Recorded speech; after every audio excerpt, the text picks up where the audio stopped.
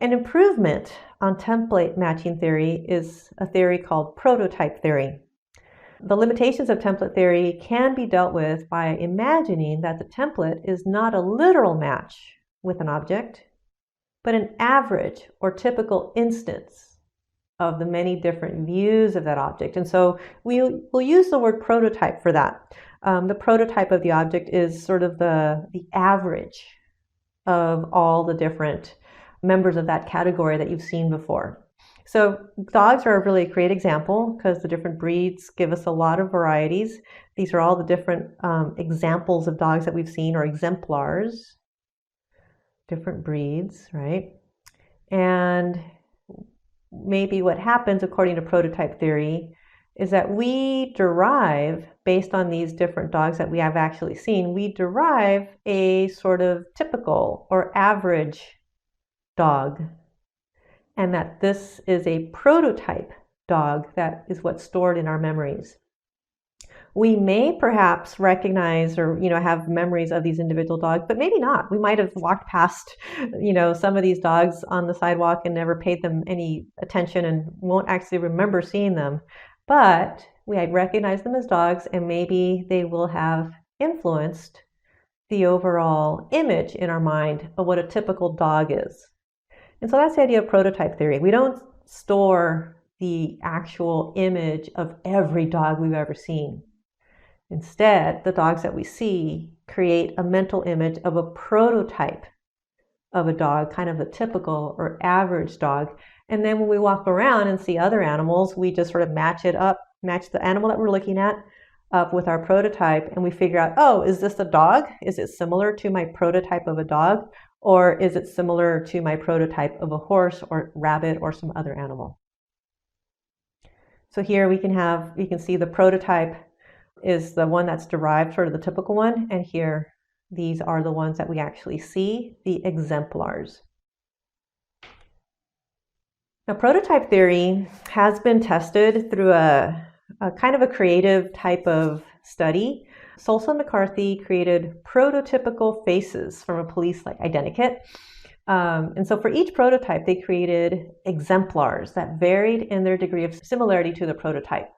So, for example, they created the prototype face, and then they changed aspects of this face to varying degrees, and they created these 4 exemplars here.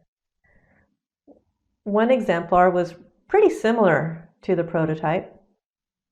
Another one was, about only had 50% similarity with the prototype. One was pretty unsimilar, right? Pretty different from the prototype. It only had 25% in common with the prototype, and one had absolutely nothing in common with the prototype. They changed everything, right? The hair, the eyes, the eyebrows, the nose, the lips, the shape of the face, everything is different in this one. So there's no overlap with the prototype.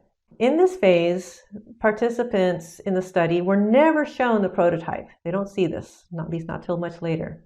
What they see are these different faces that, are very, very different from the prototype or very similar to the prototype.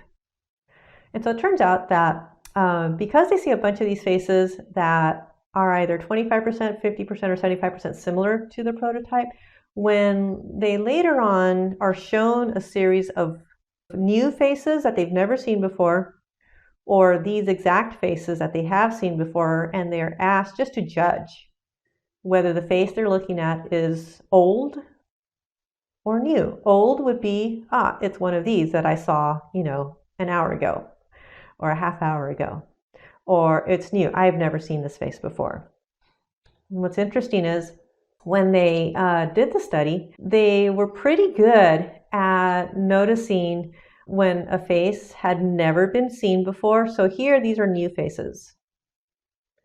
And in general, they correctly said, no, I've never seen those new faces before, except, if the new face was 75% similar to the prototype of the old faces.